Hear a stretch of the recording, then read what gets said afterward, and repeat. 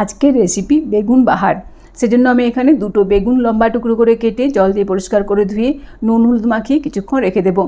অন্যদিকে মিক্সার জারের মধ্যে নিচ্ছি 2 চামচ সর্ষে, 1 চামচ পোস্ত, 2টো কাঁচা লঙ্কা অল্প জল দিয়ে একদম মিহি করে বেটে নিয়েছি। তারপর গ্যাস অন করে কড়াইয়ে সর্ষের তেল গরম করে নুন হলুদ মাখানো বেগুনের টুকরোগুলোকে উল্টে পাল্টে লাল লাল করে ভেজে একটা পাত্রের মধ্যে তুলে রাখবো। এরপর কড়াই যেটুকু তেল রয়েছে তার মধ্যে ফোড়নে দেবো অল্প কালো জিরে, 2টো চেরা কাঁচা লঙ্কা। তারপর মশলার পেস্টটাকে ঢেলে কিছুক্ষণ নাড়াচাড়া করে মশলার বাটিতে অল্প একটু জল দিয়ে দিচ্ছি।